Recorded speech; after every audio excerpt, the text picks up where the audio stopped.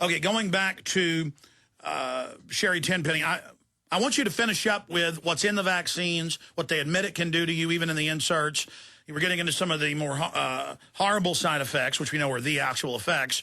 But then I want to talk about how much we devastated them last year with the truth, and how we exposed them this year. Well, Alex, I really want to address all of those things because I think they're really important.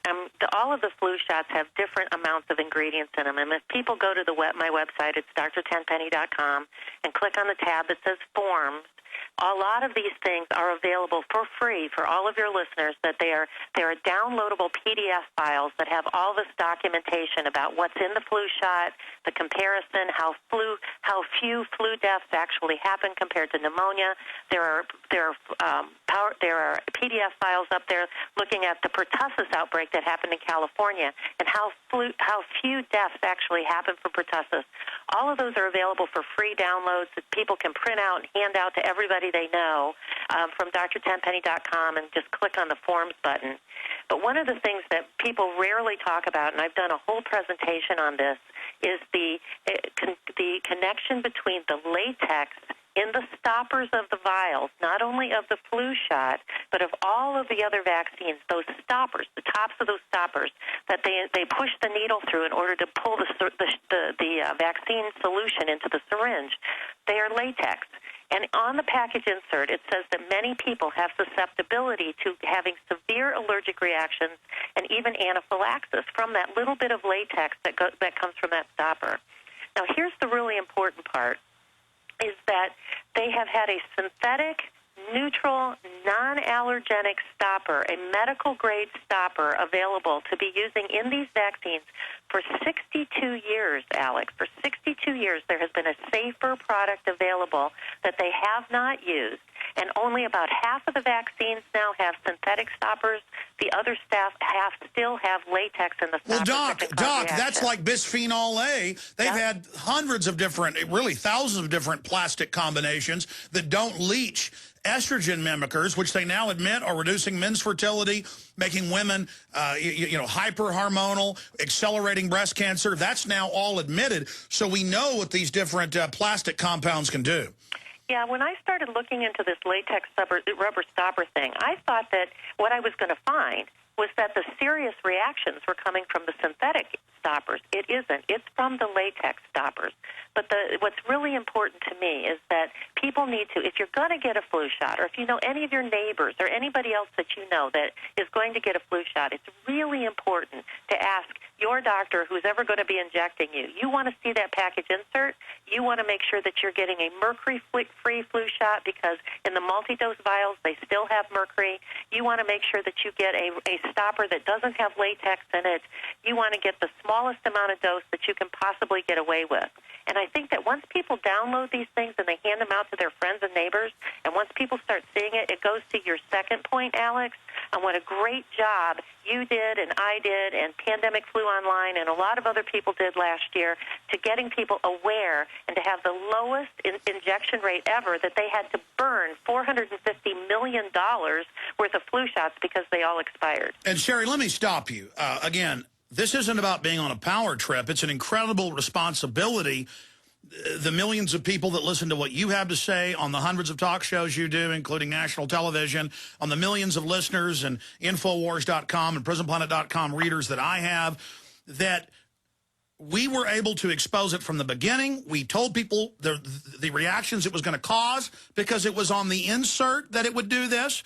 Not like we're rocket scientists. I mean, maybe you are. You're a medical doctor, but I'm no rocket scientist. If the insert says it, kind of like gasoline canisters say, highly flammable, don't get this on you, don't breathe this, don't light it. I'm not pouring gasoline on myself and firing it up. I mean, it doesn't, kind of like firearms say, don't aim this at yourself and, keep the safety on and don't pull the trigger.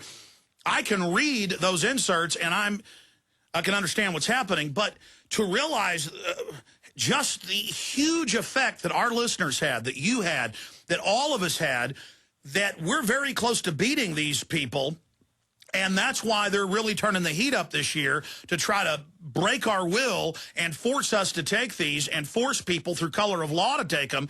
I mean, this is amazing. I think that if we can beat them this year again and beat them next year, that they are going to be defeated except for one thing. Clearly, they are going to, and they've shown they'll do this in the past, release biological pathogens to create a pandemic to say, see, you weren't vaccinated, so some type of weaponized system, will basically be released. Because, the last 5 years in a row in Asia, in Africa, in Latin America, on record, the UN gives children polio vaccine that is not just live polio, but one of the deadliest strains, clearly weaponized, and it's killing and maiming them, and it's buried as a footnote, and then they use the spreading of real polio caused by people being given real polio by the vaccine as a pretext to then try to vaccinate more people. And they admitted that in the CBS article. Well, this spread it, so they're saying there's even more reason for you to take it. I see this multi-$100 billion a year industry or more pulling something like this to get this over on us, or hyping things up like the whooping cough situation, where you've had just a few deaths, but they're hyping it up like it's the end of the world.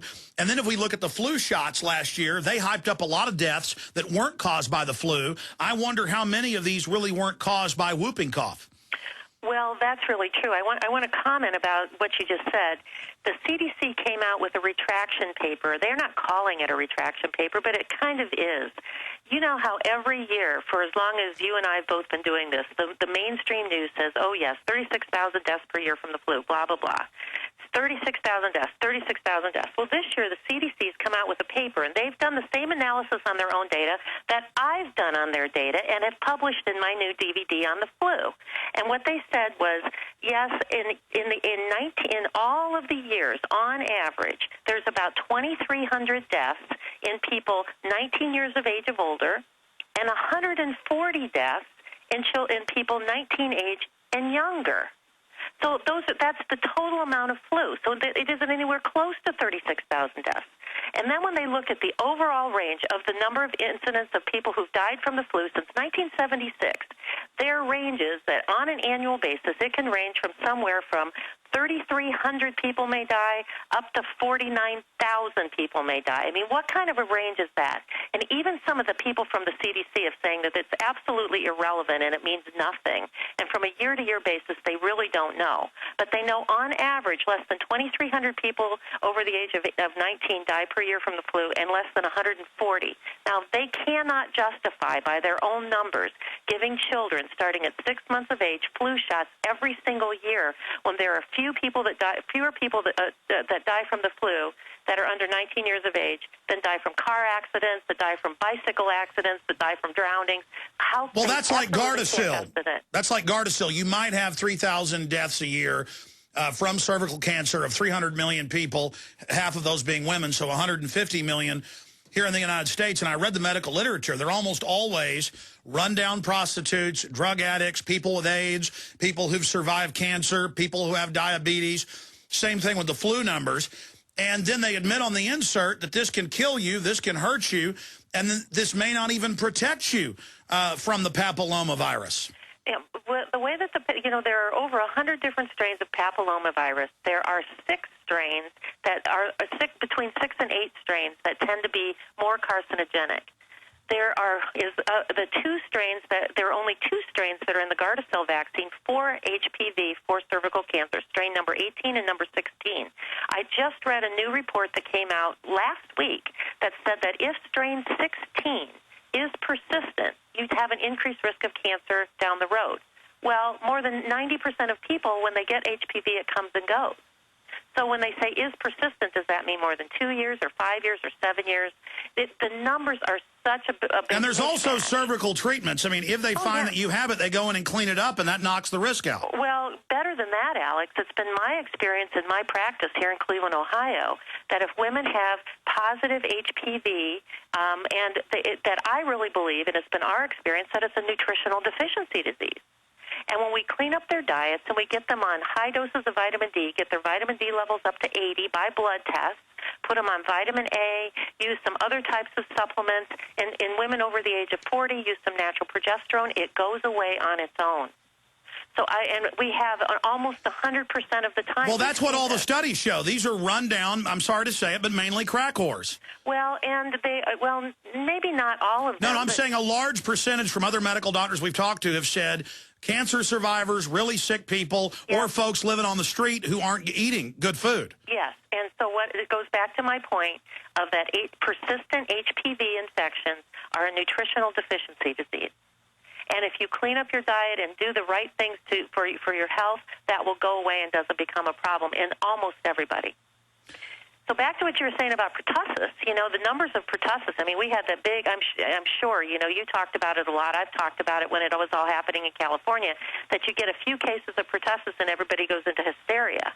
And I think it's really important for your listeners to know that the only age group in which pertussis is really a serious illness is in babies under 3 months of age. The vast majority of everyone else has a persistent cough, and it goes away in a couple of months. And so why do parents throw their 1-month-old baby in daycare with 50 other kids? Because I've seen the studies that a lot of times the vaccine doesn't even really protect them fully from the whooping cough. Oh, it doesn't protect at all. In fact, most of the kids that end up with pertussis, or a large percentage of them, have been vaccinated at 2, 4, and 6 months. So there you go. They're killing them, and that's the studies I'd seen. I wanted to make sure with a medical doctor. I bet if you go actually research these kids, a lot of them were vaccinated.